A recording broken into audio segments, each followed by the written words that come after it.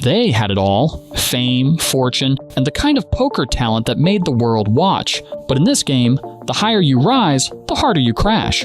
From legends who lost everything to icons who self-destructed on the world stage, these are the most brutal downfalls in poker history. Ron Graham is all in. The turn card is a 3, and Annie Duke has defeated Ron Graham and has won her first World Series of Poker bracelets. She conquered the table, then the table turned. When they see mainstream people talk about her in this positive light, and they're like, do you realize the scams that she was involved in? Before she battled poker legends on global stages, Annie Duke was simply a gifted mind, raised in a home where games weren't hobbies, but training grounds. With brains, boldness, and a knack for reading faces like open books, she climbed from Montana home games to multi-million-dollar titles. Fans celebrated her as a trailblazer, a mother who conquered a man's game with pure intellect. Then whispers turned into accusations, and admiration twisted into anger. How does a beloved champion become one of poker's most controversial figures? I was going to be cheating everybody if I was playing. Annie Duke's story begins in Concord, New Hampshire, on September 13th, 1965.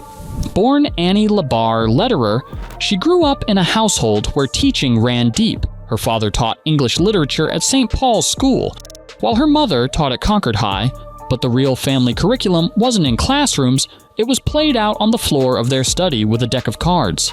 Annie and her brother Howard spent countless hours playing games with their dad.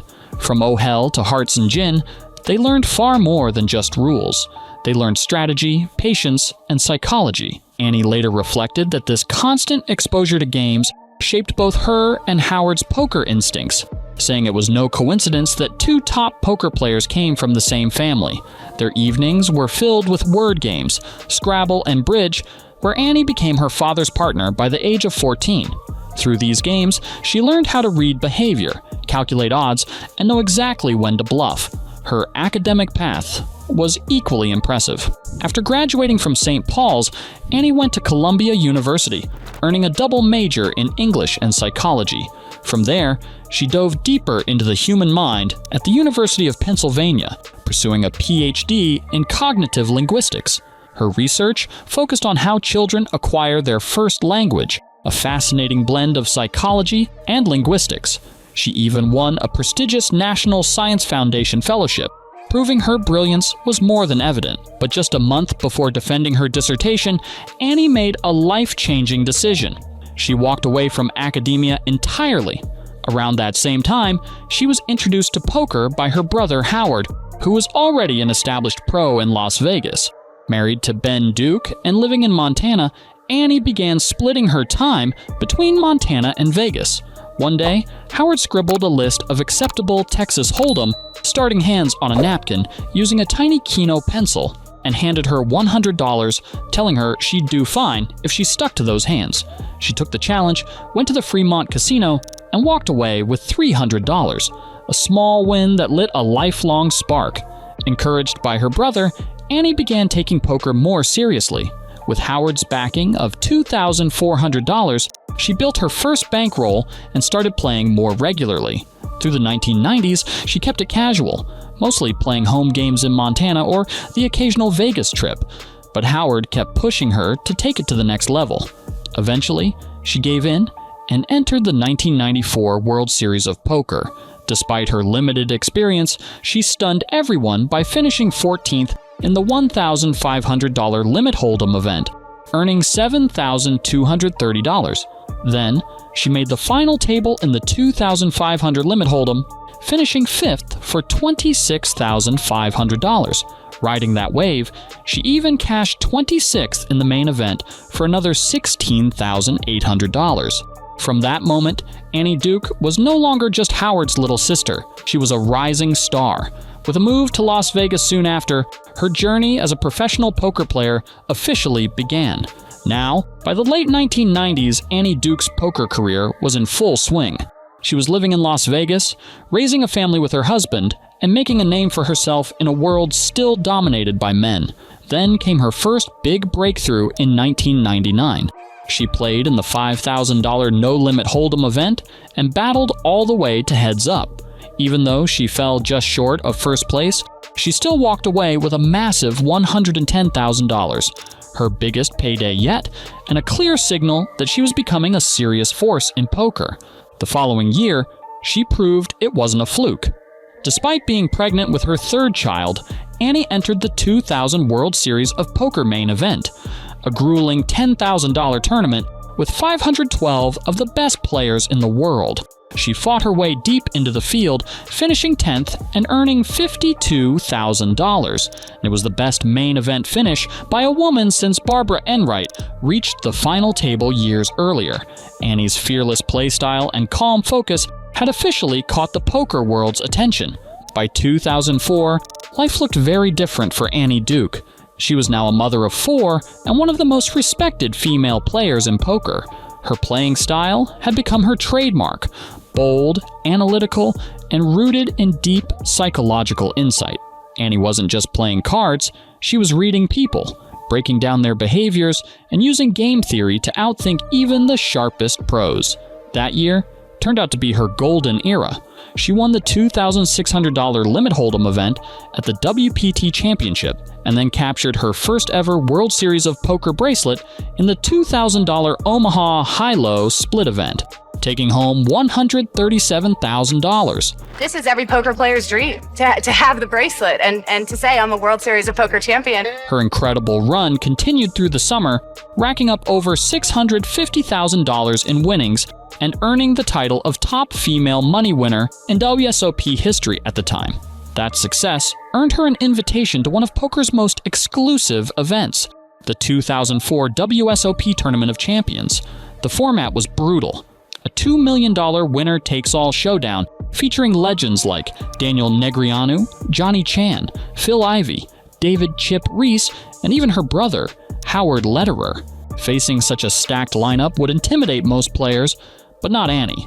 Round after round, she stayed patient, made razor-sharp decisions, and slowly took down the giants of the game.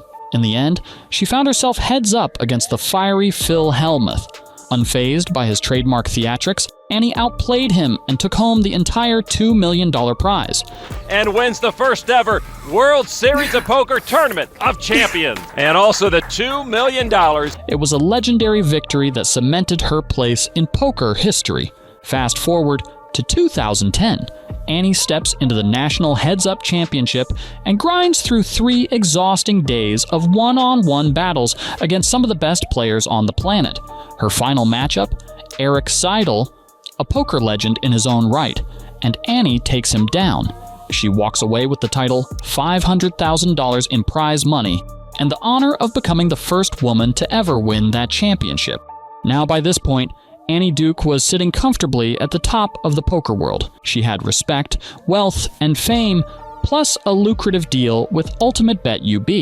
Her brother, Howard Lederer, was a major name at Full Tilt Poker, another powerhouse in the booming online poker scene. Everything looked golden until the cracks started to show. Around 2010, the poker world began rumbling with rumors of cheating. What started as whispers soon exploded into one of the darkest scandals in the game's history. Ultimate Bet found itself at the center of a massive storm involving super users, accounts that could literally see every player's hole cards. The mastermind behind it all turned out to be UB founder and 1994 WSOP champion Russ Hamilton, who later admitted to cheating players out of roughly $16 to $18 million between 2003 and 2007. The Kanawake Gaming Commission fined UB a mere $1.5 million and demanded player refunds, but only about 10% of the stolen money was ever returned. Even though Annie Duke denied having any knowledge of the cheating, her association with the company and her brother's own connection to the Full Tilt chaos cast a long shadow over her image. The timing couldn't have been worse. Still, Duke wasn't ready to fold. She helped launch the Epic Poker League, EPL, an ambitious, invite-only series aimed at elite players with big wins and spotless reputations. The league promised a thrilling season capped off by a $1 million free roll for top performers. It sounded revolutionary until poker's Black Friday hit on April 15th, 2011. That's when the U.S. Department of Justice shut down PokerStars, Full Tilt Poker, and Ultimate Bet, freezing millions in player funds and sending shockwaves through the poker economy. Despite the chaos, the EPL pressed on. Its first few tournaments went well. David Ream, Mike McDonald, and Chris Klodnicki took home big wins. But the momentum couldn't last. Sponsorship money dried up, debts piled up, and by early 2012, the league filed for Chapter 11 bankruptcy. Players never saw that promised $1 million free roll, and to make matters worse, reports surfaced that Annie and other executives still received hefty six-figure payouts as the league collapsed. The poker world didn't take kindly to that. Already linked, fairly or not, to the Ultimate Bet scandal, and with her brother's Full Tilt controversy still fresh, Annie became a pariah. When she showed up at the 2012 World Series of Poker, she was openly shunned. One pro even called her a disgrace to the poker community. That was the moment she knew her time in the game was over. Then in 2013, things flared up again when Russ Hamilton's secret tapes were leaked. Some claimed the recordings hinted Annie had known more than she admitted. She maintained her innocence, saying she only had access to hole cards for commentary work, not cheating. But by then, her reputation was too damaged to recover. After that, Annie Duke quietly stepped away from poker altogether. While others from similar scandals eventually resurfaced, she never returned to the felt.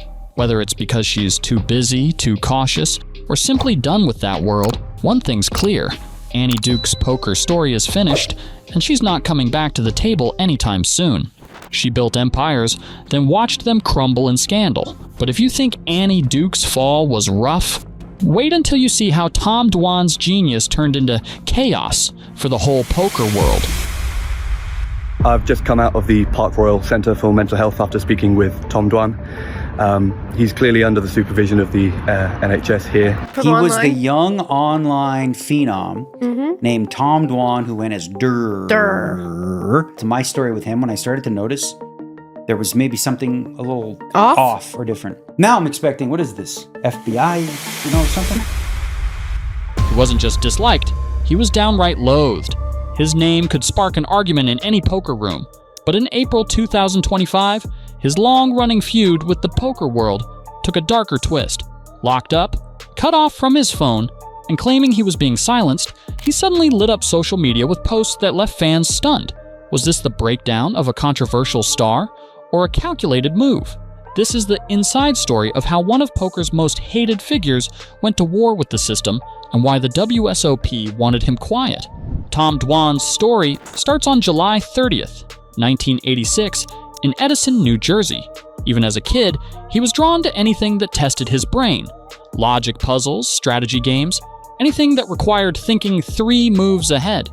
But it wasn't until his teenage years that he stumbled onto the game that would define his life: poker. On his 17th birthday, with just a $50 gift from his dad, Dwan opened an account on an online poker site. He picked the screen name Durr, a cheeky little jab meant to make opponents underestimate him. The joke didn't last long. Within a few short years, he'd flipped that $50 into millions, pulling off one of the fastest and most fearless rises in online poker history. His main battlefield was Full Tilt Poker, the mecca of high-stakes online games in the mid-2000s. Here, Tom went toe-to-toe with the best in the world, and often beat them. His style was relentless. Insane bluffs, impossible hero calls, and constant pressure that forced even seasoned pros into mistakes. Some outsiders called it reckless. The real sharks knew better.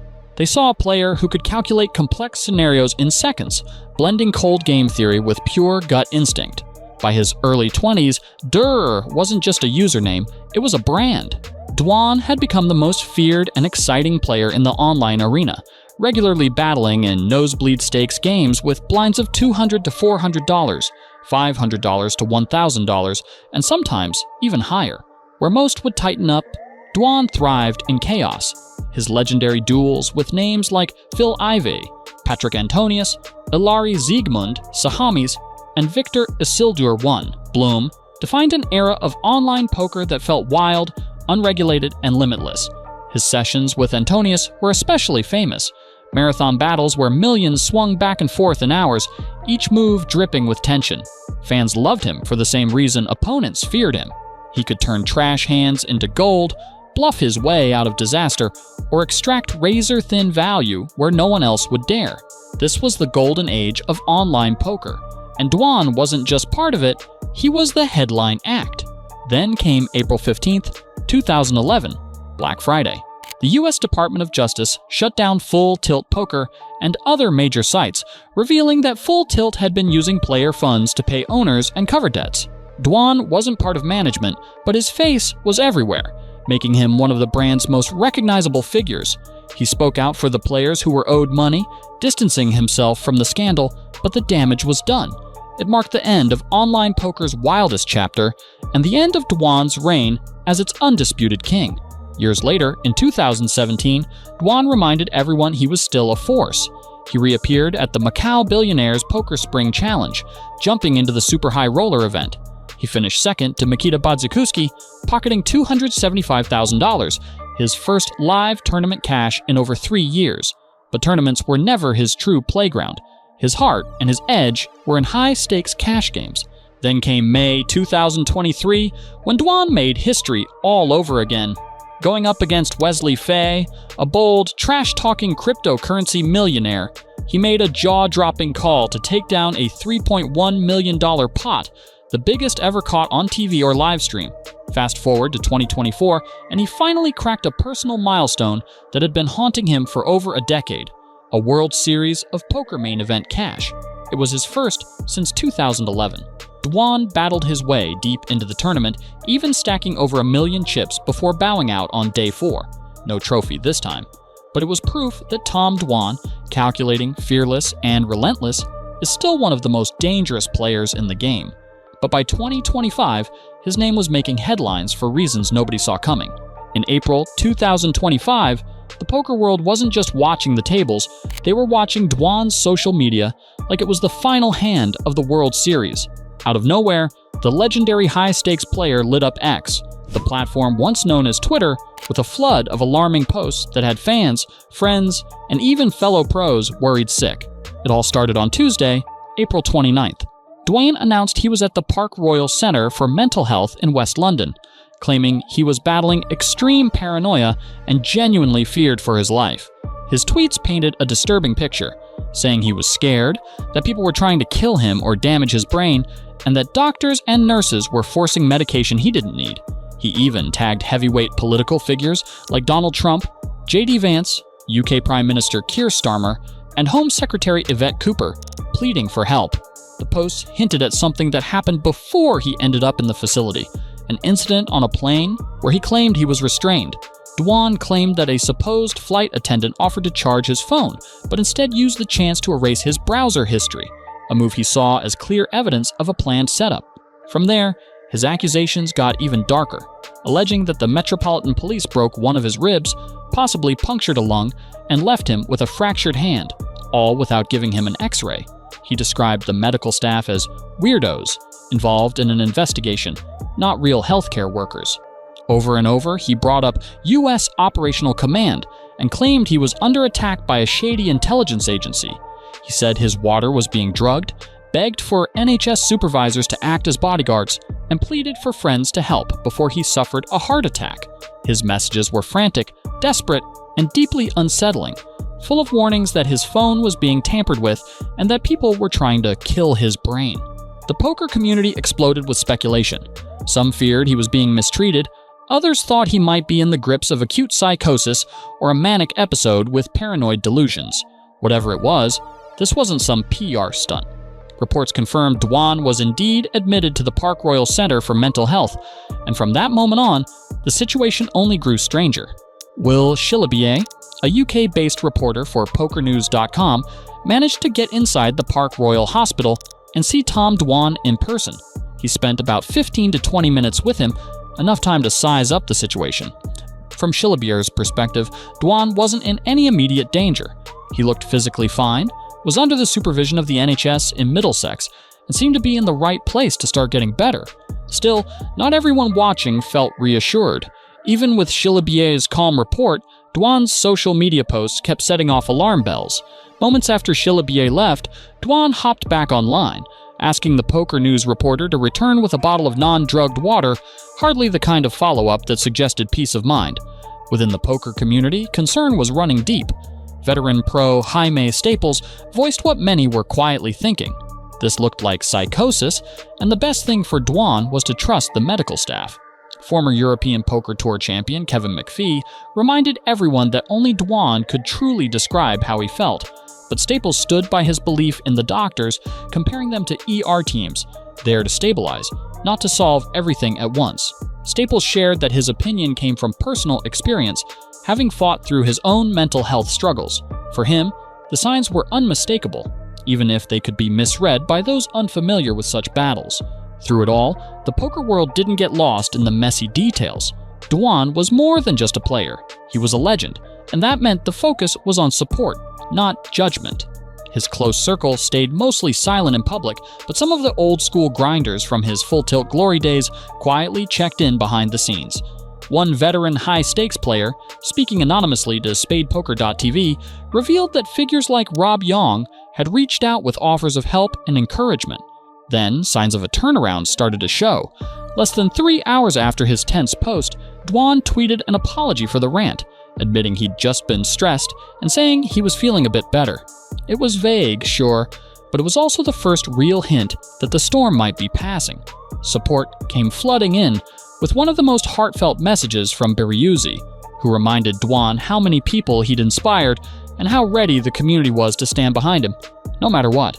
A few weeks after the chaos first erupted, Dwan resurfaced looking far more composed. He announced he was heading back to the United States, and this time, he came out swinging.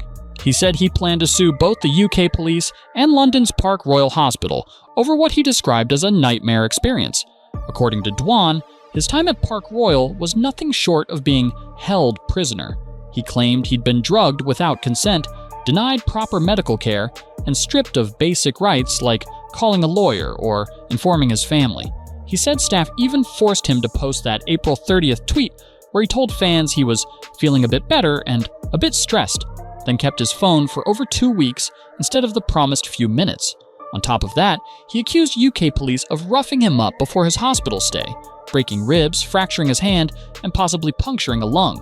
Dwan said he had voluntarily checked into Park Royal for what he thought would be a short 2-week stay, but the reality was different. He claimed he was cut off from the outside world and forced into treatment. His anger didn't just stop at the hospital or police. He also threatened to sue Poker News for reporting that he was in good physical condition while there. Under UK law, specifically the Mental Health Act of 1983, updated in 2007, authorities can detain someone if they believe a mental health disorder makes them a danger to themselves or others. Section 2 allows up to 28 days for assessment and treatment, while Section 3 permits up to 6 months for more serious cases. Treatment can be given without consent, but there are rules. Detainees still have rights, including legal representation and the ability to appeal. If Park Royal followed all those rules, Dwan's legal fight would be tough, but he insists they didn't, saying they ignored his rights and took away his phone after he posted a picture of an NHS staffer to his 200,000 plus followers. The real reason for his detention is still a mystery. Early on, Dwan fired off some paranoid-sounding tweets, claiming someone dressed as a flight attendant had messed with his phone, wiped his browser history, and was trying to frame him. Later, fellow poker pro Daniel Negreanu revealed on the Mania podcast that Dwan had been acting oddly even before his London trip. Negreanu didn't drop any names, but said Dwan was flying in to meet someone and was already behaving strangely at the airport. Negreanu also shared a throwback from Las Vegas that proved Dwan's quirks were nothing new. Years ago, Dwan pulled him aside for an urgent talk, but only after insisting Negreanu remove his phone battery so no one could record them. And after all that drama, there was nothing urgent at all. Dwan just wanted to chat. Negreanu said he had a bit of a delusion of grandeur, convinced he could personally broker peace with people like Putin or Kim Jong-un, and actually believing it. But that was only the surface. His real story was still to come. On May 30th, 2025, after more than a month of silence and speculation, Dwan finally spoke out, sharing his side of the story for the first time in a long, candid chat with Argentinian crypto streamer and software engineer Abril Zucchi. This wasn't just a quick update. Dwan opened up in detail about his stay at the Park Royal Center for Mental Health, how it all started, and what might have triggered what doctors later described as an acute psychotic episode. For a man once feared across the online poker world, it was a rare and raw glimpse behind the curtain. According to Dwan, it all began on a flight. Something happened mid-air that set everything in motion, ending with him being placed in psychiatric care just outside London. Looking back, he admitted that at some point, he wasn't processing reality correctly.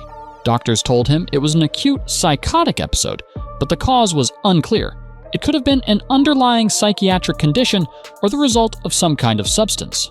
Dwan swore he hadn't taken anything willingly, suggesting that if substances were involved, they were given to him without his knowledge. Still, neither explanation felt right to him, and even now, he's still trying to make sense of it. Then came his biggest point of contention, the visit from Poker News managing editor Will Chilabier. While confined, Dwan said the hospital staff brought Chilabier into his room without his permission. At first, he thought Chilabier was a doctor, but minutes later realized he was actually a journalist. He felt blindsided, describing the interaction as manipulative and inappropriate. He later hinted online that he might consider legal action unless a proper apology was made. This whole episode raises bigger questions about how mental health crises involving public figures should be handled, especially when privacy, consent, and the media collide.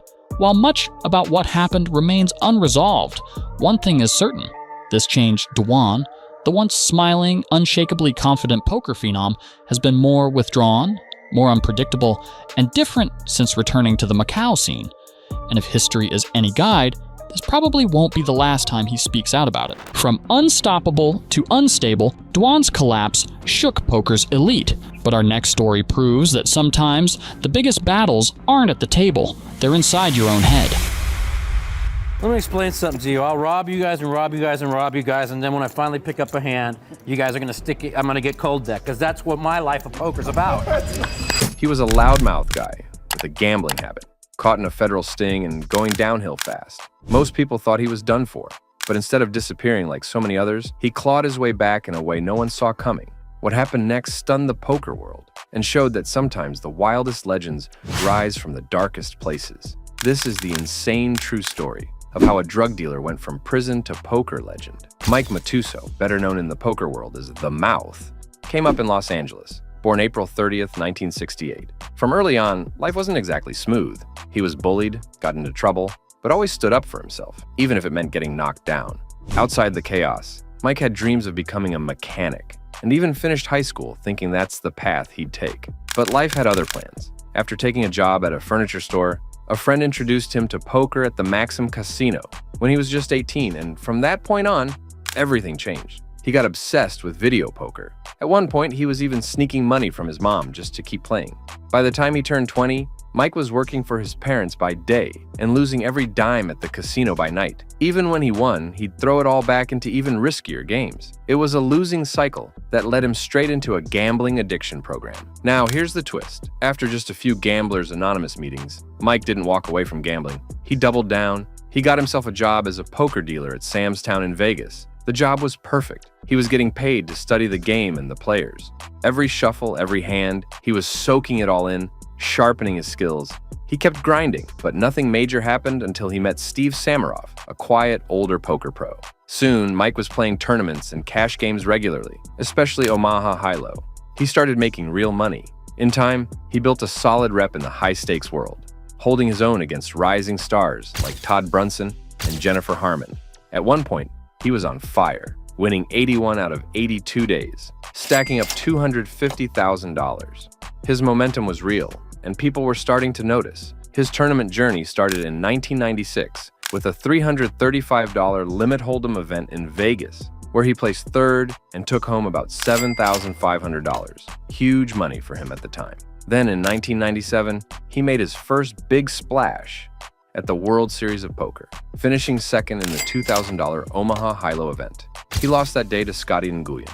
Funny how life works, because the two of them would meet again the very next year, but in a totally unexpected way. In 1998, both Mike and Scotty Nguyen were backed by the same guy, Neil. Now Scotty had already won around $65,000 during the series, but Neil refused to cover his entry into the main event. But then, Mike decided to stake Scotty by buying him into 4 separate satellite events. Scotty lost everyone. Scotty begged for one more shot. Mike covered a third. Scotty won the satellite and the main event. Mike pocketed $300,000. By the next year, Mike wasn't waiting on dreams or anyone else. He stepped up and took it into his own hands. That's when he captured his first WSOP bracelet, crushing the $3,500 no-limit hold'em event by beating Alex Bernay's heads up. He'd already raked in hundreds of thousands before that, but this was the one that made it official. In 2000, he jumped into a 540 PLO 8 event at Carnival Die Poker in Vegas and walked away with nearly $50,000. It became clear Mike wasn't just a one-game wonder. He was mastering all kinds of poker. Stud 8, PLO 8, no limit, hold'em mixed games. He could play it all. He was on fire. But not every run was smooth. Later that year, he busted out of a 7-card stud tourney at Binion's Horseshoe. Instead of the $129,000 top prize he felt he deserved, he settled for just under $10,000. Miserable about the loss, he was venting to his girlfriend, who also happened to be a stripper from Puerto Rico and had a little love for pills. Later that night at Club Rio, she told him to take a hit of ecstasy to calm his nerves. Mike was 32 at the time and had never touched a hard substance. He asked friends, braced for the worst, then felt amazing. That bad energy disappeared, and he danced the night away. By morning, his whole perspective shifted. He thought ecstasy was the greatest thing ever, and that kicked off a whole new chapter.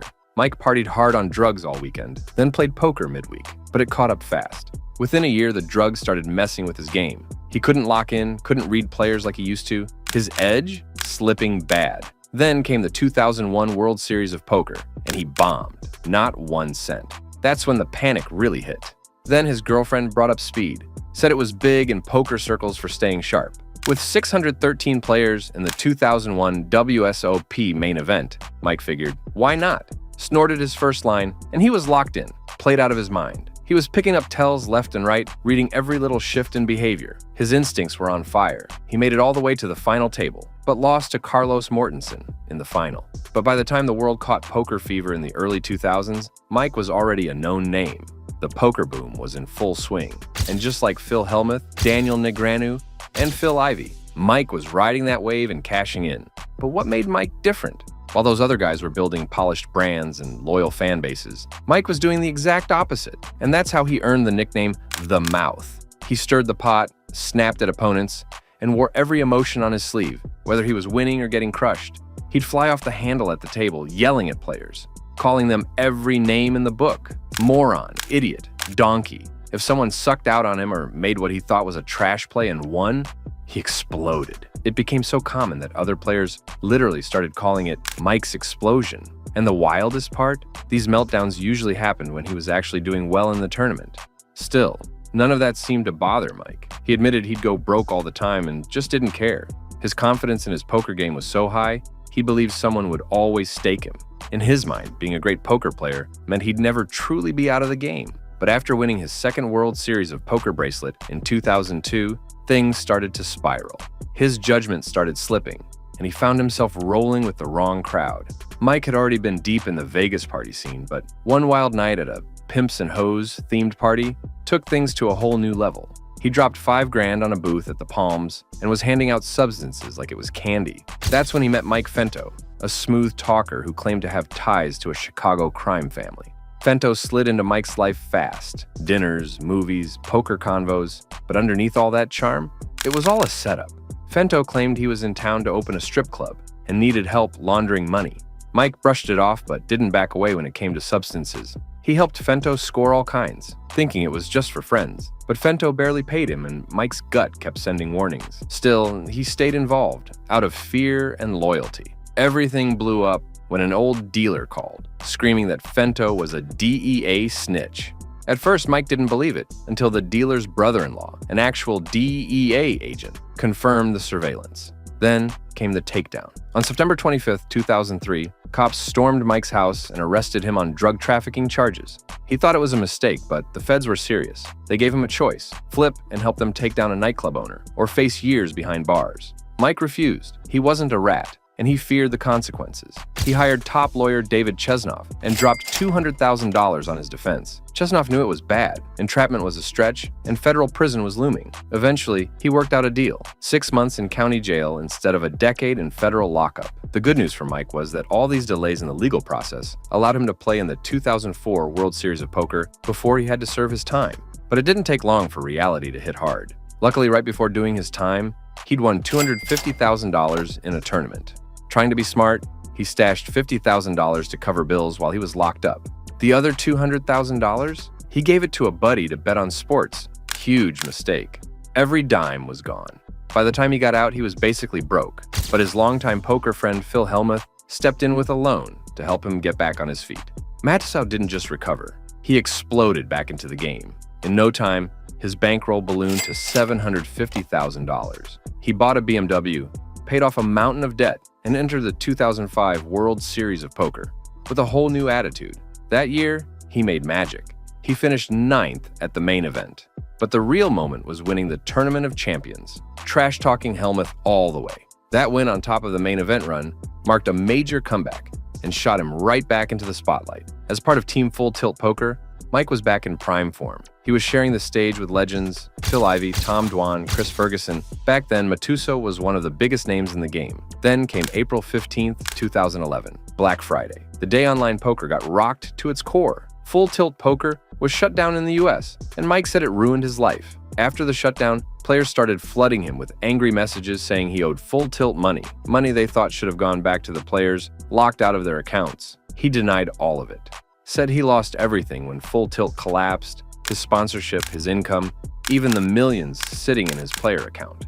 People started counting him out, calling him washed. But in 2013, Mike Matusow came back swinging, stronger than ever.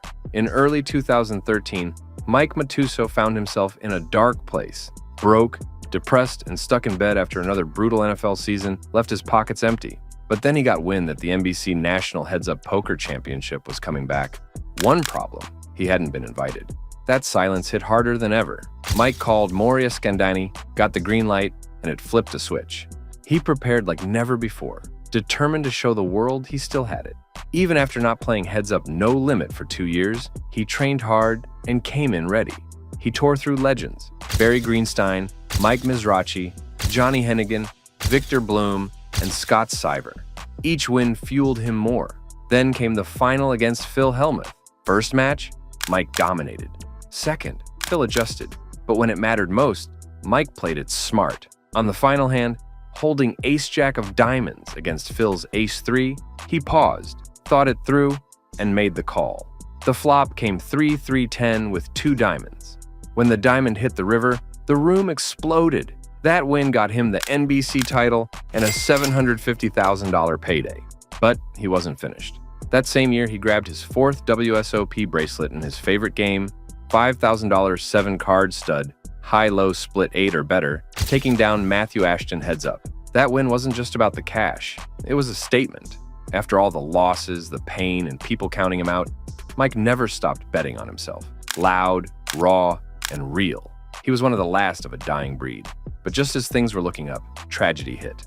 In 2014, Mike hit one of the lowest points of his life. He was in the middle of a poker game when the chair he was sitting on suddenly gave out, and boom, he suffered a thoracic spinal contusion. Serious back injury. He couldn't walk and was one step away from being paralyzed. Just like that, he had to step away from poker, and in this game, if you're not playing, you're not earning. He lost his whole bankroll, even lost his house. That was rock bottom. He ended up sitting out the entire 2015 season. But in 2016, the mouth made his return. His bankroll was way smaller, but his heart was still in it. He came back swinging, determined to climb his way back into poker's spotlight. And he's been there, year after year. Mike's a straight-up regular at every World Series of Poker going way back. Even when he's not making deep runs, he's out there grinding. In 2023, he came real close to snagging his 5th bracelet, finishing 2nd in the 1,507 card stud high-low. So close, just missed it. But despite everything he's accomplished, Matusow still hasn't been inducted into the Poker Hall of Fame. He's been nominated plenty of times, but he believes the whole thing is driven more by politics than poker skill. And Mike, he's always spoken his mind, never played the politics game, and that's probably held him back. Still, there's no denying it. Mike Matuzo is one of the best to ever do it. The Mouth went from prison to poker glory and back to rock bottom. But no one crashed harder in public than Scotty Nguyen, the prince who let fame and beer destroy his crown. He went from shuffling cards in smoky Vegas backrooms to staring down legends and taking their chips for millions. With a beer in one hand and pure swagger in the other, he became one of poker's most unforgettable characters. The flashy chains, the wild antics, the one-liners. He had it all. But behind the spotlight was a man battling demons. I mean, it's like, what's up with this, man? Play this table and wait forever? He climbed to the very top of the game, only to come crashing down in front of everyone. This is the wild rise and the dramatic fall of poker's ultimate showman. Scotty Nguyen's story starts in Nha Trang, Vietnam. These days, the city is a tourist hotspot, famous for its white sand beaches, clear blue water, and relaxing hot springs. But when Scotty was born there in 1962, it was a very different world. Vietnam was on edge, with tensions between the North and South rising fast. Life was uncertain, and danger always felt close. Scotty's mother knew she had to make a move. With war closing in, she scraped together everything she could to give her son a chance at a better life. At just 11 years old, Scotty left home and began a journey that would change his life forever.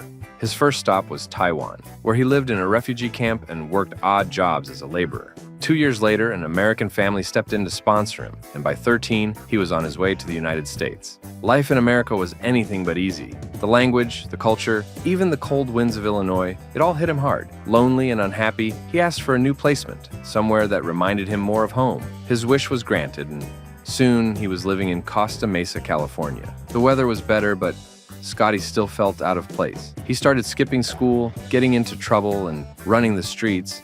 But that's when he stumbled across the one thing that would change everything: poker.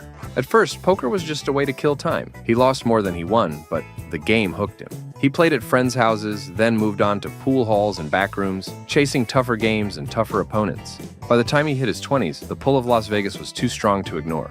The city of lights, action, and cards called to him, and he packed up for Nevada. He got his first break bussing tables at a casino, crammed into a tiny garden apartment with 5 Vietnamese roommates. Not exactly glamorous, but for Scotty, it was everything he'd hoped for. Right in the middle of the action, surrounded by the buzz of the city he had dreamed about. With his busboy paycheck, he scraped together a small bankroll and started taking poker more seriously. The problem? His hunger was there, but his game wasn't sharp enough. So, at 21, with no big plan other than paying the bills, Scotty walked into dealer school. That move landed him a job in the poker room at Harrah's, and that's where things started to change. Night after night, dealing cards, he studied the players. That's when it hit him. You could actually make a living from this game. Back then, it was pretty simple. Texas Hold'em or 7-card stud. He didn't have long-term goals figured out, but for the first time, he saw real possibilities. Dealing cards brought him $150 a day. Serious money back then. But the second his shift ended, he'd rush to the Stardust to sit in the $3, $6 stud games. Every night he went broke, and every night he came back. He didn't care. The rush of gambling was enough. Back then, he didn't even know what being called a donkey or a fish meant. All he knew is that other players loved seeing him at the table. Losing never crushed him because he knew tomorrow he'd deal again and make his $150 right back. That routine shaped him. Slowly, the kid who just wanted to gamble turned into a player with presence. The games got bigger, and Texas Hold'em pulled him in. The aggressive style fit him perfectly. Then, in 1985, everything changed. Scotty got 2 weeks off from Harrah's to deal a no-limit Hold'em tournament in Lake Tahoe. He wasn't sure he'd even play, but he scraped together a small bankroll and took the trip. His nights turned into the same Vegas routine: deal all day, play cash games all night. When Scotty came back to Vegas, he wasn't the same guy. Suddenly, he was rubbing elbows with poker legends: Johnny Chan, Puggy Pearson, David Gray. The new kid on the scene was Scotty Nguyen, and his lifestyle grew just as wild as his reputation. Before long, he was living like a mini version of Stu Ungar, lost in gambling, drugs, and stacks of money. He had 4 casino lockboxes, 2 at Caesars and 2 at Bob Stupak's Vegas World, each stuffed with chips and cash. All Scotty cared about was piling the money higher and higher. But one night, it all disappeared in just 4 hours. Scotty found himself right back at the bottom, fighting for the seat he knew he deserved. Now, back in the early 90s, poker was all about the cash games. That's where the real pros made their living. But by the late 90s, tournaments started taking over, and that shift lined up perfectly with the rise of Scotty Nguyen. Scotty first stepped onto the tournament scene in 1991, finishing second in the Winter Poker Olympics for $6,600. A year later, he claimed his first title at the Gold Coast Open, pocketing $14,560 in Limit Omaha. He kept grinding through the mid-stakes tournaments, slowly building his name. In 1995, he finally cashed at the World Series of Poker, finishing 13th in a $2,500 event. But the real fireworks came 2 years later. In 1997, Scotty went on a tear. He won back-to-back events at the Four Queens Poker Classic and the LA Poker Classic, racking up over $71,000. Then came the moment every poker player dreams of, his first WSOP bracelet. He outplayed Mike Matusow in a $2,000 Omaha 8 or better event and walked away with $156,950. It should have been the start of something stable, but Scotty's other demons had different plans. Sports betting had him hooked. He would bet every NFL game in a single Sunday, chasing losses from morning kickoffs all the way to Monday Night Football. At the poker table, he couldn't resist side bets, wagering on whether a woman would turn left or right when leaving a room, or whether the next pitch on the TV overhead would be a home run. He admitted himself that he was sick, and by the time the 1998 World Series rolled around, he was flat broke. That's when fate and a little help stepped in. Mike Matusow staked him $500 for half a seat in a satellite tournament, and another backer put up the rest. Scotty won the seat, got into the main event, and from there, played some of the best poker of his life. He made the final table, then battled his way heads up against Kevin McBride. The last hand became poker legend. The board showed 8s full of 9s. Scotty shoved all in, leaned across the table, and hit McBride with the line, Your call gonna be all over, baby.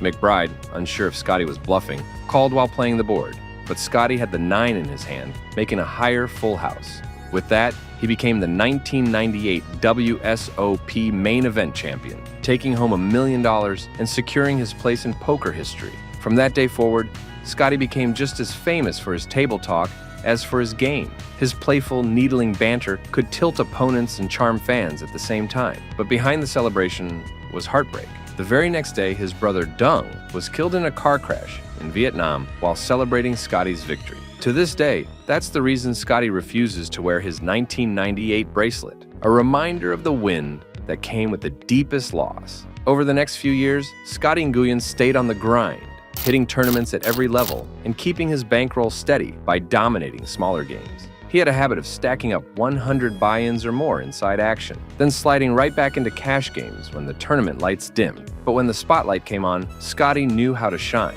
By 2001, he had already earned the nickname the Prince of Poker, thanks to the gold chains and flashy rings he wore at the tables. And that year, he showed everyone he could back it up.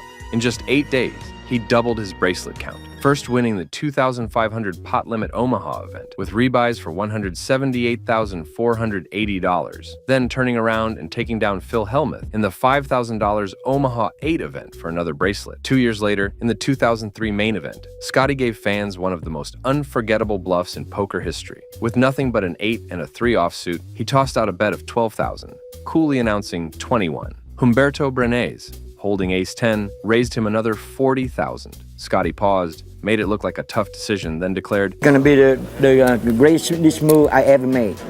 Before shoving in $100,000, he leaned back, took a long swig of beer, and asked for another one, like it was just another hand. Bernays couldn't handle the pressure. He folded. Scotty put on a show, acting crushed before flipping over his garbage hand. The crowd erupted, and with a grin, straight into the ESPN cameras, he gave his signature line. That's no limit, baby.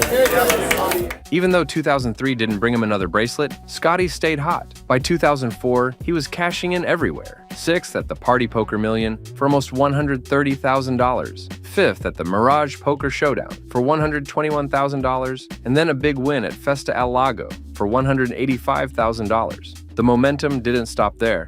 In 2005 and 2006, he kept racking up deep runs, and it all came together with his first WPT title at the Gold Strike World Poker Open. That one scored him nearly $1 million. Solid proof that Scotty could still hang with poker's best as the game hit its peak in popularity. By 2008, Scotty Nguyen was a global name, and the World Series $50,000 HORSE Players Championship was his stage. This event was no ordinary tournament. It was the toughest of the tough, a grueling mix of 5 poker variants that only the best dared to enter. The final table was stacked with legends, but Scotty wasn't intimidated. With a beer in hand, he played brilliantly through 300 hands of battle, outlasting them all. Yet, while his cards and instincts were on point, his behavior was not. The more he drank, the more his temper flared. He cursed at players, berated staff, and went after Michael DiMichele at the table. It was a mess, and the cameras caught everything. Still, despite his antics, Scotty made it to the end. Heads up against DiMichele, he shoved all in with ace-10 against ace-3. When the board ran out ace-9, 6-7-4, the match was his. Scotty lifted the Chip Reese Memorial Trophy, earned his 5th WSOP bracelet, and banked almost $2 million. For him, this victory carried a personal weight. He said it was about honoring legends like Doyle Brunson, Chip Reese, and Stewie Ungar, the giants he once dreamed of sitting beside. But what should have been the proudest moment of his career turned into controversy. The poker world was split. Fans and players alike were outraged by how he acted. Enough is enough, man. I mean, we play this game, we wait for and many felt the WSOP let him slide because of his fame. Scotty tried to smooth things over, first blaming exhaustion and editing, then later issuing a full apology where he admitted there was no excuse. From then on, he promised never to drink during televised events again, a promise he has kept. These days, his name isn't flashing on winners' boards like it used to, partly because the fields are bigger and tougher than ever. But make no mistake, Scotty Nguyen is far from done. The Prince of Poker may not be stacking trophies like he once did, but his story, his presence, and his love for the game still make him one of the most unforgettable legends to ever touch the felt. Scotty's meltdown was televised, but the next legend's downfall was tragic because Stu Ungar wasn't just good. He was the greatest natural talent poker ever saw, and it killed him. You know, I've neglected my kids, you know, I've done a lot of stupid things myself, but I want to tell you something for a fact. There's nobody that ever beat me playing cards. The only one that ever beat me was myself, my bad habits. A prodigy with a photographic memory, Stu Ungar crushed champions 86 games to 0 and became so dominant, casinos banned him. By his mid-20s, he was a millionaire, but his demons outran his genius. In the end, he died alone in a rundown motel, broke, addicted, and forgotten. This is the story of a man who rewrote the rules and paid with everything. Stu Ungar grew up in Manhattan's Lower East Side, the son of Hungarian Jewish immigrants. His father, a loan shark and bookmaker, ran operations from their rundown hotel. Surrounded by gangsters, young Stu absorbed it all. Small, sharp, and always observing. While his father struggled with reading and writing, Stu was a prodigy with numbers. He quickly became his dad's unofficial accountant, crunching numbers and managing bets. By 7, he handled bets, calculated odds, and paid out winnings like a pro. He studied games like gin rummy or poker nonstop, quickly leaving adults in the dust. Word got around. People started traveling from as far as Canada and Vegas just to challenge this skinny little kid who was winning serious money. His father tried to pull him back, tried to stop the gambling before it swallowed him whole. But it was too late. Stu had found his calling. Despite skipping 7th grade thanks to his sky-high IQ of 185, Stu wasn't interested in school. After his father died of a heart attack, in his lover's arms no less, Stu, then only in 10th grade, dropped out to support his mother and sister. He poured his energy into professional gin rummy and began betting on horse races with whatever money he had left after helping his family. That's when Victor Romano, a Genovese mobster who ran underground casinos, spotted Stu's talent and pulled him into illegal gambling. By 13, Stu was a mob-protected asset. He earned the nickname Kamikaze Kid, a nod to the way he played. Fearless, aggressive, and totally unpredictable. He barely weighed 50 kilos and looked like a teenager, but when he sat at the poker table, everything changed. Stu Ungar had a photographic memory and an uncanny ability to read people down to the smallest twitch. His brilliance was unmatched. But with that brilliance came a sharp edge. He was cocky and ruthless, no time for losers. "Show me a good loser and I'll show you a loser," he once said, and he meant it. In his mind, no one could touch him, and most of the time, he was right. By 1976, Stu Unger was widely regarded as the best gin rummy player in New York. New York Magazine even dubbed him the Mozart of the card table. But success didn't mean stability. He couldn't outrun his habits, especially his obsession with horse betting. The debts piled up, and before long, loan sharks were breathing down his neck. He was forced to leave New York and headed to Miami, chasing high-stakes gin games. And for a while, it worked. He started winning again. But just like before, the racetracks and sports bets let him dry. Eventually, Stu landed in Las Vegas, broke, worn down, and on the edge. In 1977, Stu rolled into Vegas, ready to take on the best of the best. He wasn't some wide-eyed rookie either. He immediately started matching up against elite, world-class gamblers. At the time, Unger's game of choice was still gin rummy, and no one could touch him. The former top player, Harry Yonky Stein, faced Stu and lost 86-0. Stein never played again. According to those who knew him, he was never quite the same.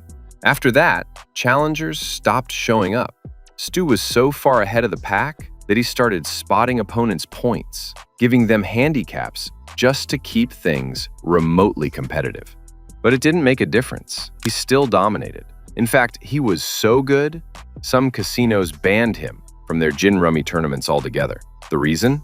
No one else wanted to enter if Stu was playing. Banned from gin, Stu switched to blackjack, crushing it with card counting. Within months, he was a millionaire. Then, in 1978, he walked into Vegas's biggest poker game at the time, the no-limit Texas Hold'em game at the Dunes Casino. He walked in and slapped $20,000 in cash on the table like he owned the place. Within 15 minutes, the money was gone. But he didn't leave. He kept playing. 36 hours later, he had not only won it back, but was also up another $27,000. But the highs didn't last forever. After his mother passed away in 1979, everything started to spiral. He turned to substances. First, just to stay alert during marathon poker sessions, but it quickly became an addiction. Along with poker, blackjack, and sports betting, substances became another vice, and all of it took a heavy toll on his health. Friends began to quietly admit they didn't think Stu would even live to see 40. Still, despite it all, Stu had plenty of game left in him. In 1980, Stu Unger entered the WSOP spotlight, his first ever Texas Hold'em tournament. Even legend Doyle Brunson was stunned as Unger learned quickly and beat him to win the title. At 26, he made history as the youngest WSOP champ, earning the name The Kid. In 1981, Unger returned to defend his title. Amid controversy, rumors claimed he spit in a dealer's face, nearly getting him banned. Jack Binion intervened, arguing a returning champ was good for business. He was right, Unger won again, this time defeating Perry Green, cementing his growing legend. He wasn't just a poker player anymore. He was a star. Everyone in the poker world knew his name, even in a time before social media. Unger made bold, almost psychic reads that left opponents speechless, and he kept racking up the wins. Later that year, he took his second bracelet, defeating Bobby Baldwin for $95,000. 2 years later, he snatched his fourth title, crushing Tomko in 7-card stud. But with his rising fame came more serious problems. Long, sleepless games pushed him to use substances more to stay awake. It soon spiraled into full-blown addiction. His personal life collapsed. His wife, Madeline, divorced him in 1986. And in 1989, his stepson, Richie, died by self-harm. Unger, always convinced he could beat the odds, started placing reckless bets and losing huge amounts of money. His world kept shrinking. The casinos cut him off. His friends could only watch as he spiraled. Unger began vanishing from the poker scene. Some years he skipped the World Series entirely. Other times, he showed up in no condition to play. In 1990, his friend and fellow pro, Billy Baxter, gave him $10,000 to enter the WSOP. Unger lit up the tables for 2 straight days, building a massive chip lead. Then, just like that, he disappeared again. They found him unconscious in his hotel room, wearing nothing but underwear. He never made it back to the table. But his chip stack was still so large it carried him to a 9th place finish and a $20,050 payout. Friends begged him to get help. They even offered to pay for rehab, but Unger always refused.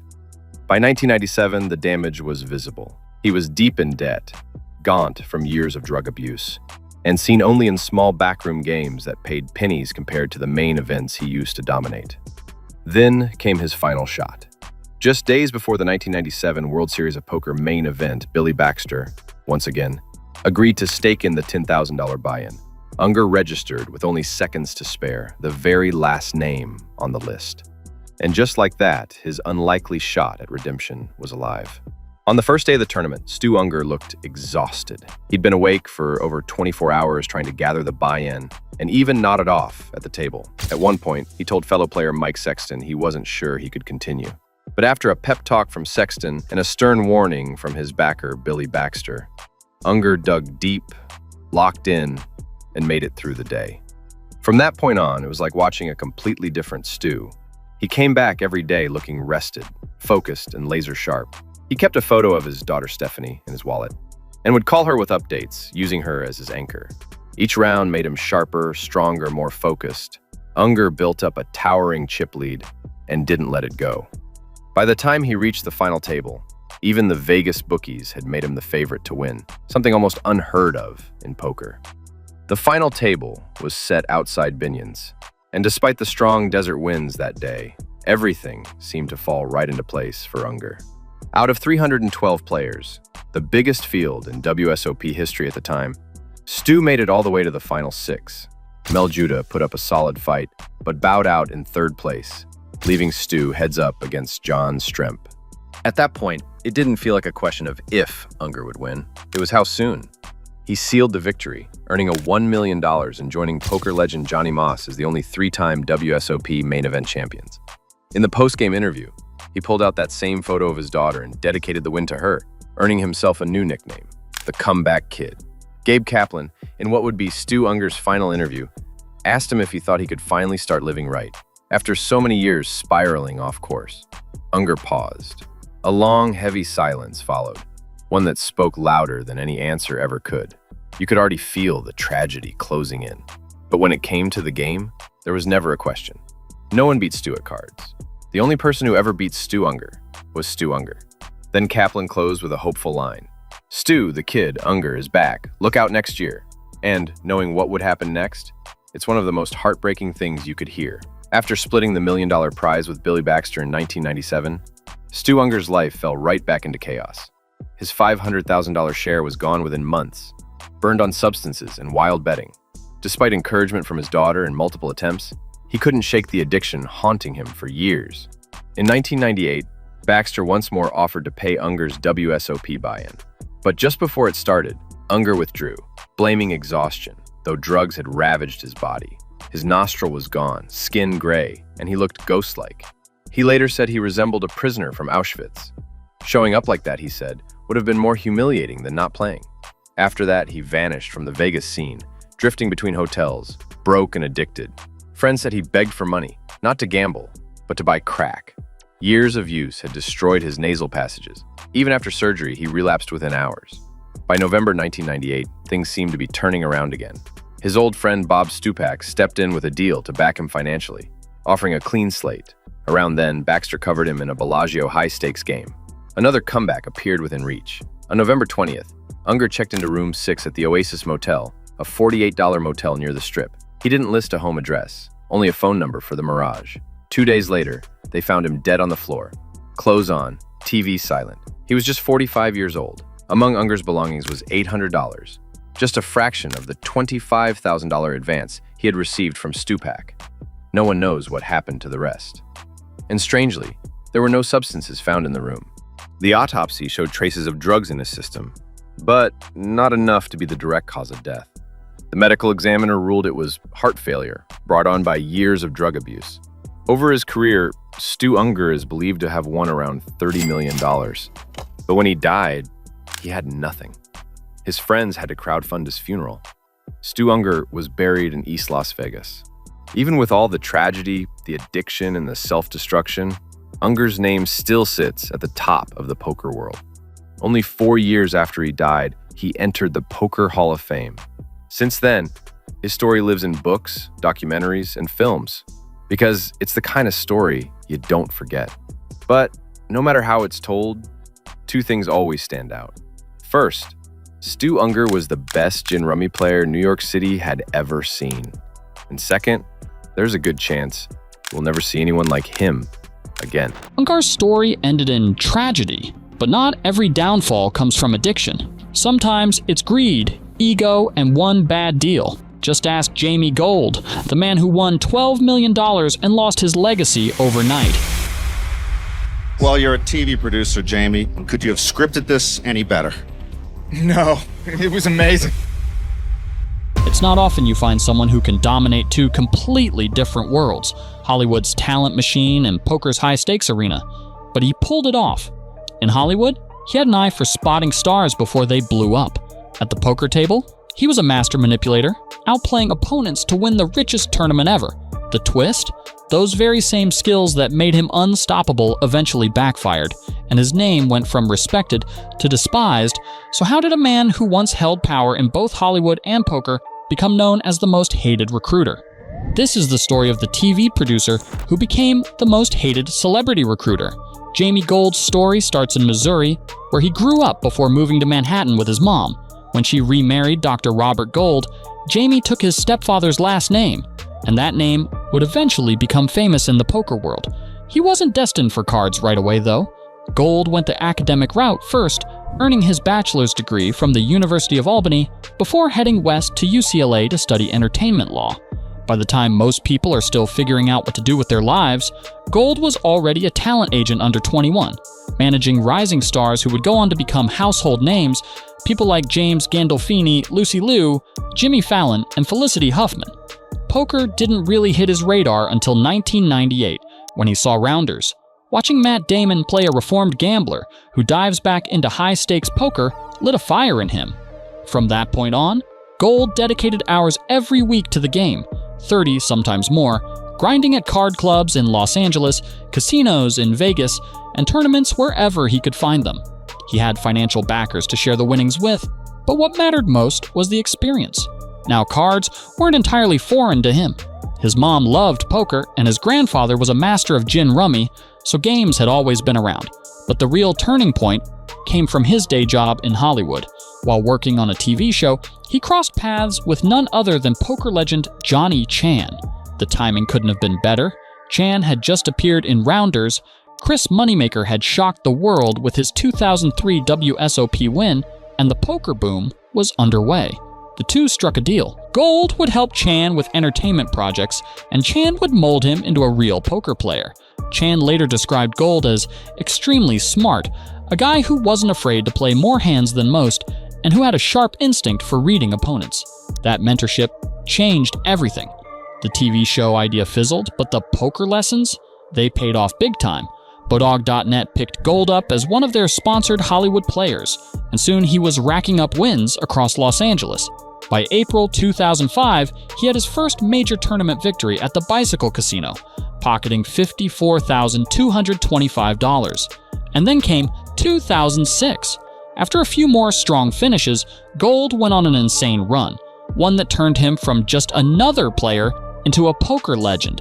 Nassif pushes all in, and Gold, of course, will make the call. Jamie Gold again. He's a TV producer, and again, it just feels like these hands are scripted for him. You see, poker in 2006 wasn't just a game, it was a spectacle.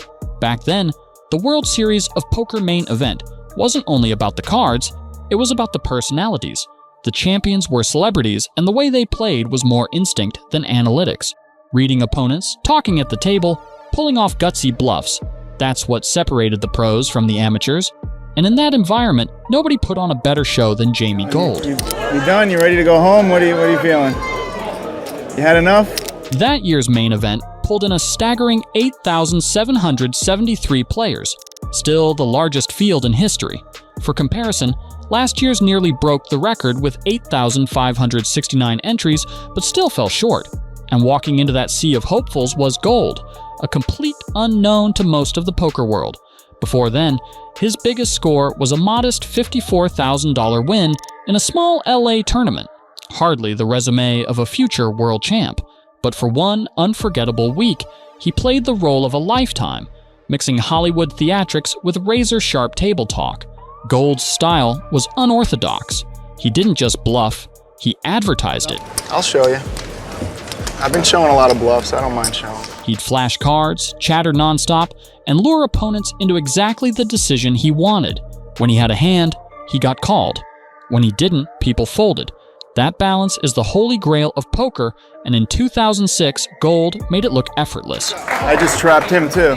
I'm playing well, right? You're playing fantastic. By the time he got to the final table, Gold was sitting on a mountain of chips, 51.1 million. To put that in perspective, the next closest stack belonged to Alan Cunningham, the crowd favorite and probably the best player left in the field, and he only had 13.6 million. That's not just a lead, it's a landslide, and it only got more ridiculous. When it came down to heads up, Gold had ballooned his stack to 79 million, while poor Paul Wasicka was hanging on with just 11.2 million. At that point, it didn't look like a poker match anymore. It looked like one of those one-sided pay-per-view fights where you already know who's getting knocked out. Still, Wasicka wasn't about to back down. Before cards were even dealt, he looked Gold straight in the eye and promised he wouldn't go quietly. He even told ESPN that he could beat Gold even if I had 10% of his chips to 90. It was a bold claim, but as soon as the first few hands played out, the whole thing started to feel like Peter McNeely stepping into the ring against Mike Tyson, brave, confident, and completely outgunned. The final hand summed up the entire tournament. Wasicka picked up pocket tens, a strong hand heads up, and opened the pot. Gold, holding Queen 9, came along for the ride. The flop fell Queen 8-5, giving Gold top pair. Wasicka fired out a bet, but Gold instantly shoved his massive stack into the middle. All in. And Gold's gonna push! Then came the famous speech play. Gold leaned in and started talking, his words working their usual magic. You don't have a queen, do you? Reminding him that he couldn't take back the all-in, even if he wanted to. I'm already all in. You can say whatever. You can't change my action. If you had a queen, you'd call. Gold teased. No queen? You don't have a queen, do you? And this could be it for Paul Wasicka. Wasicka admitted he didn't. Gold, grinning ear to ear, declared he had him beat. I guess if you did, you'd call, so I got this one. After everything Gold had pulled during the tournament, convincing players to fold winners, trapping them with chatter, it got in Wasicka's head. He finally said, almost with a laugh, "All right, you talked me into it," and tossed in the call. Gold shot up from his chair in celebration. All right, you talked me into it. You call? Here we go! Yes!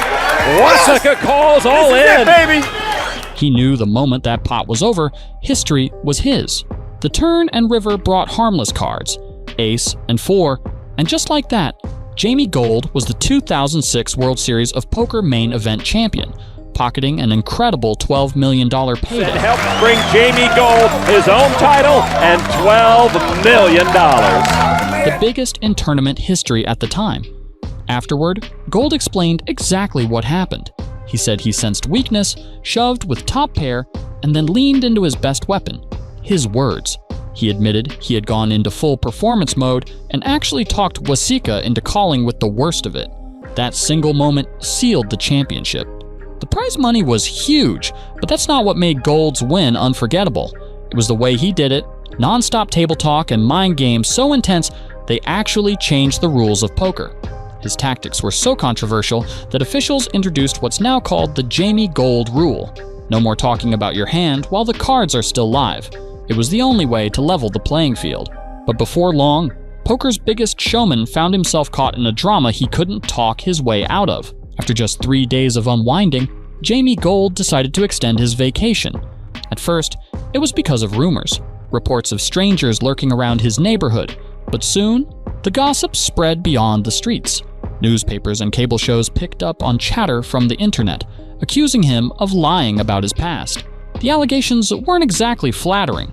On his resume, Gold listed Hollywood stars like Lucy Liu and Kristen Davis as former clients. The problem? Their representatives clarified that while Gold did work at the same agency, he wasn't their main agent. Still, plenty of colleagues came to his defense. Mark Armstrong, who once partnered with Gold and later represented James Gandolfini, praised him for having a sharp eye for talent and an aggressive drive to develop stars. But while some accusations could be brushed off, others came in the form of serious lawsuits. The first came from Francis Delavecchia, a consultant with Riptown Media.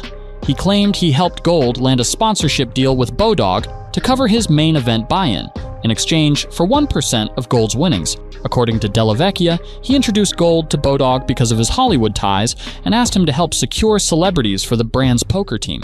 The end result was a roster that included Dean Cain, Makey Pfeiffer, DJ AM, and Brad Garrett. Not exactly A-list, but enough for Bodog to cut a deal. In return, Delavecchia claimed Gold promised him a slice of the prize money. Then came an even bigger lawsuit from Crispin Laser. He said that just weeks before the main event, he and Gold struck a deal. Laser would line up celebrities to wear Bodog gear at the tournament, and in exchange, they'd split any winnings 50-50. Laser delivered, bringing in Matthew Lillard and Dax Shepard. Bodog later admitted Gold helped attract celebrity players, but denied knowing about any private arrangement. The twist came when Laser produced a voicemail Gold left on August 10th, the very day of the final table. In it, Gold promised that Laser would get half after taxes and begged him not to stress over the money. But when Gold won the $12 million prize, Laser claimed he refused to tell casino staff at the Rio to cut him in. According to Harrah's, Gold could have designated a payout right at the cage, ensuring each party handled their own taxes. Instead, he left the money untouched, making him the only winner out of 873 players that year to walk away without claiming his prize. Gold later explained he was waiting for tax advisors and that he planned to use much of the money to support his father, who had Lou Gehrig's disease. Eventually, officials confirmed he collected about $5.9 million, which was placed in a trust. The lawsuits dragged on, but in the end, Gold and Laser quietly settled for an undisclosed amount. Gold himself admitted later that the legal drama wasn't the part he regretted most. Instead, he looked back on some questionable antics during the tournament, like flashing cards to opponents and tipping off a friend about his hand. He chalked it up to being caught in the excitement of the moment, but admitted it was wrong and promised not to repeat it. Despite the controversies, Gold remained a recognizable face in the poker world. He appeared on major poker shows like Poker After Dark and High Stakes Poker, though his results in high-stakes games were underwhelming compared to his legendary main event run. In 2013, his championship bracelet even went up for auction, fetching just over $65,000, raising eyebrows about whether he really needed the money. Still, Gold wasn't finished. In 2016, he grabbed a strong second-place finish in a WSOP circuit event, earning nearly $140,000. In 2019, he returned to televised poker with appearances on Poker After Dark and Live at the Bike. Most recently, in 2023, he cashed for over $23,000 at the Poker Stars Summer Series in Philadelphia, proving he's still grinding the game. Love him or not, Jamie Gold's story is unforgettable. In just 14 days, he won $12 million, the kind of money that took Tiger Woods over 3 years to earn, Kobe Bryant 4, and Roger Federer 6. That meteoric rise, paired with the chaos that followed, makes him one of the most fascinating figures in poker history. The only question left is how people choose to remember him, as the master of the bluff, the man who sparked controversy, or simply as one of poker's most unique champions. Jamie's crash was brutal, but our final story hits different, because Phil Ivey didn't just lose millions, he lost the right to play the game he mastered. In a game built on bluffing and misdirection, one man rose to the top without saying a word. Maybe the WPT is to start beheading people that cheat. I mean, obviously it's unacceptable, right, to cheat somebody. Right, it's like, that's unacceptable. Imagine sitting across from someone who never flinched, never blinked, someone who seemed to read your thoughts without giving up a single clue of his own. That's what opponents saw when this stone-faced prodigy took his seat. No trash talk, no theatrics, just one cold, unreadable expression. And with that alone, he carved out one of the most intimidating legacies the poker world has ever seen. Phil Ivey's journey begins in Riverside, California, where he was born on February 1st, 1977. But just a few months later, his family moved across the country to Roselle, New Jersey, a quiet little suburb where Ivey would spend his childhood. That's where the seeds of greatness were first planted. Phil Ivey learned poker at just 8 years old from his grandfather, quickly showing a gift for strategy and competition, not just in cards, but in games like chess and backgammon. As a teen, he worked at McDonald's, then found a telemarketing job where he spent breaks playing 5-card stud. His skills grew fast, and soon, home games weren't enough. Too young for casinos, he used a fake ID borrowed from a friend of his dad's and started playing in Atlantic City as Jerome Graham. He was there so often, players and staff called him No Home Jerome. But it wasn't all smooth sailing. There were times he missed the last bus home or couldn't even afford it. On more than one occasion, he slept under the boardwalk, all just to keep chasing his poker dream. He'd grind for 16 hours straight at the Taj Mahal, studying every hand he played, even the ones he won. It was a brutal but necessary part of building his bankroll. That telemarketing gig helped keep him afloat when things got rocky, but eventually the 2-hour commute was holding him back. So he made the leap, moved out of his parents' place, and got an apartment in Atlantic City. He was living and breathing poker, knowing everyone from the dealers to the floor managers. Word spread fast about this young guy who'd once slept under the boardwalk and was now making serious moves at the tables. In just a year, Jerome was playing in the biggest stud games in the city, sometimes for $75 to $150 a hand, and even up to $400 when high rollers were around. He quit his job and was now living entirely off poker, officially becoming a pro, even if his parents weren't exactly thrilled. Then came the moment of truth. About a year after moving to Atlantic City, he walked into the Taj Mahal casino and casually let it slip. It was his 21st birthday. For the first time, he could legally sit at the tables in New Jersey. He told the shift manager his real name was Phil, not Jerome. He headed west, to the Commerce Casino, just outside Los Angeles, a place known for high-stakes action and serious competition. That's where he first landed on the radar of 2 seasoned pros, Barry Greenstein and Daniel Negreanu. At first, both of them saw Ivey as a bit reckless, a fish, in poker terms, playing way too many hands and diving into pots without much caution. But even with all that wild energy, they saw something in him. Instead of writing him off, they took him under their wing, offering advice and mentorship. Ivey soaked it all in. Their guidance helped sharpen his instincts and tighten up his game, paving the way for his entry into the legendary Big Game in Las Vegas. Though Ivey was mostly known for crushing cash games, he decided to dip his toes into the tournament world in 2000. That April, he played his first recorded open event, a $540 limit hold'em tourney at the first annual Jack Binion World Poker Open in Tunica. Out of nearly 300 players, Ivey came out on top, walking away with just over $53,000. Not bad for a debut, but he wasn't done, not even close. That same year, he showed up at the 2000 World Series of Poker and made history. Ivey cashed in 3 events at the WSOP, but it was the $2,580 pot limit Omaha tournament that really put him on the map. He bulldozed through a field of 100 top-tier players and took home a staggering $195,000. More importantly, he earned his first WSOP bracelet. The final table wasn't just tough, it was legendary. Alongside Ivey were 3 future Poker Hall of Famers, himself, Phil Hellmuth, and Dave Devilfish Alliot. And then there was the icon, Thomas Amarillo Slim Preston. Ivey went heads up against Preston, who pulled out all the stops to shake the young prodigy's focus. Preston was loud and sharp-tongued, constantly trying to throw Ivey off his game. But Ivey stayed calm, focused, and unfazed.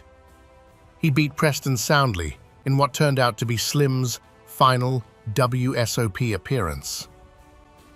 It felt like a symbolic moment, as if the old guard was handing the torch to the next era's king.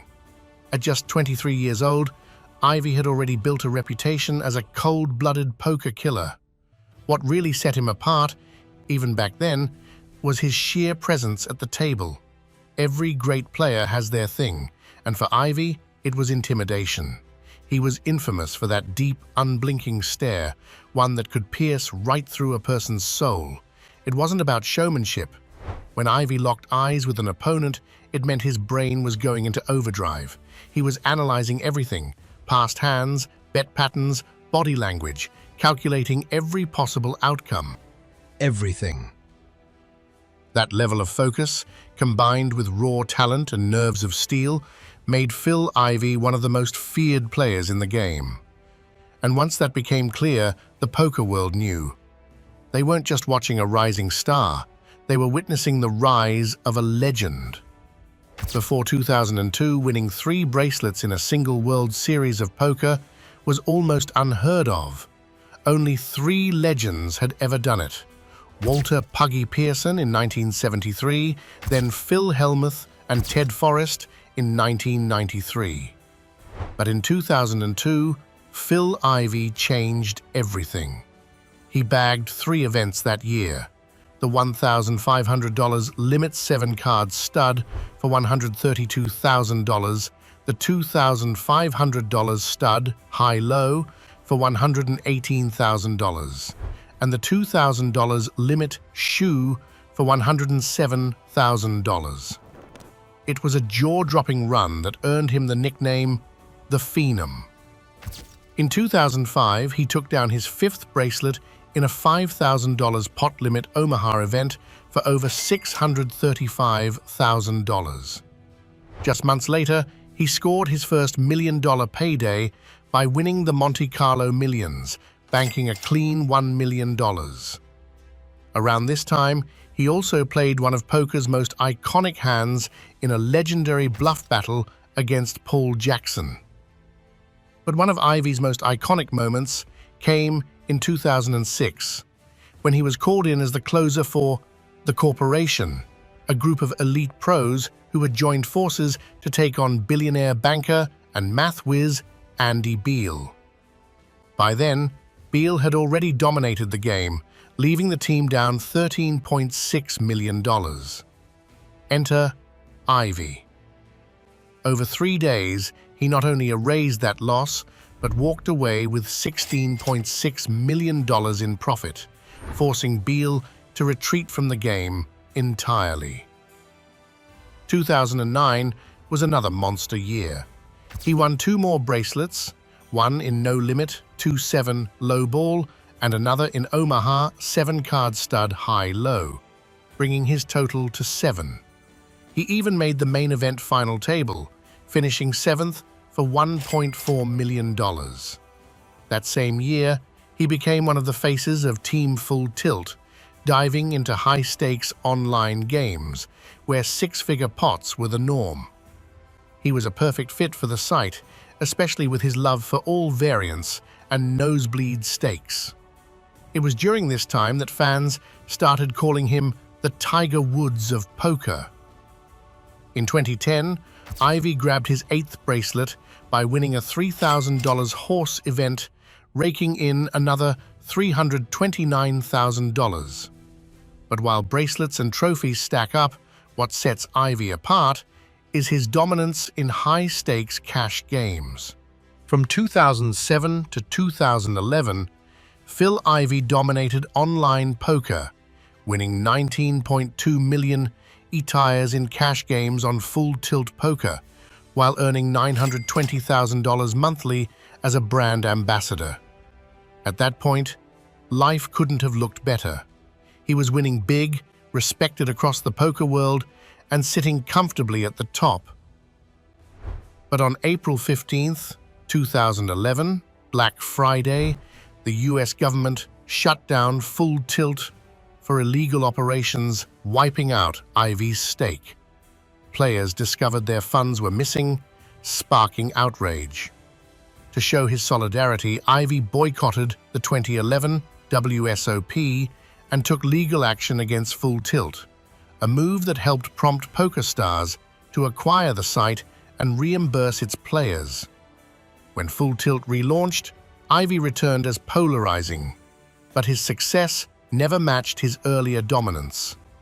In 2012, he bounced back in a big way at the Aussie Millions, crushing the $250,000 challenge and walking away with a cool $2 million and over $2 million in US dollars. It was another massive win. But later that same year, everything changed, one that would shake his career to its core. During a poker tournament in Australia, Phil Ivey met Chung Yin Kelly's son, a gambling insider with a shady past. She revealed a secret tactic to beat baccarat, edge sorting, exploiting tiny flaws on card backs to predict upcoming cards. To pull it off, they needed specific conditions, certain decks, a Mandarin-speaking dealer, and control over card orientation. After a successful $3 million test run in Australia, they took the scheme global, winning millions. At London's Crockford's Club, Ivy won £7.8 million, but the casino refused to pay, accusing him of cheating. Ivy sued, but courts ruled edge, sorting gave him an unfair advantage, even if it wasn't outright deception. In a parallel US case, Atlantic City's Borgata won a $9.6 million judgment against him for breach of contract. Later, Borgata even tried seizing his WSOP winnings, sparking a legal feud with fellow players over profit splits. The saga ended in a confidential settlement, leaving the poker world split. Was Ivy a genius or a cheat? After spending some time out of the spotlight, Phil Ivey returned to the game with a whole new fire. He spoke about feeling more connected to poker than ever, fully present, not caught up in the past or future. It wasn't just about the wins anymore. It was about the joy of playing. For Ivy, poker felt fresh again, almost like falling in love with the game all over. Fast forward to June 2021, and Ivy proved he was still a force to be reckoned with by dominating the $25,000 WPT Heads-Up Championship on Poker King. Then came the 2024 $10,000 limit 2-7 Triple Draw Championship, a true grind. With 139 players and a marathon final table that stretched into a rare fourth day, the event tested everyone's endurance. Ivy, though, rose to the occasion. Against the odds and down to just one big bet at one point, he pulled off a stunning comeback to win his 11th WSOP bracelet, ending a decade-long drought. This victory wasn't just another title, it was historic. It pushed him ahead of legends like Eric Seidel, Doyle Brunson, and Johnny Chan, who all sit with 10 bracelets, and placed him second only to Phil Hellmuth's record, 17. The $347,400,440 payday also took his total WSOP earnings past the $10 million mark. After the win, Ivy reflected on his journey. He admitted that while his life now includes family and priorities beyond poker, the passion is still alive. He said he still gets fired up for WSOP events. And that's what makes Phil Ivey such a legendary figure, feared and respected not just for his aggression or his uncanny reads, but because he's the rare kind of player who excels in every format, especially mixed games. In fact, all 11 of his bracelets came from non-Hold'em events. Young players still look up to Ivy, and it's no surprise why. Whether it's on the felt, in high-stakes cash games, or risking millions at the baccarat tables, he's always chasing greatness. His path to the top wasn't easy, but he made it, building a career that's not just impressive, but nearly impossible to match, all by overcoming the odds and keeping his eyes locked on the prize. Poker makes kings, and it buries them just as fast. If you want more shocking stories like these, check out our next video on poker's most controversial players.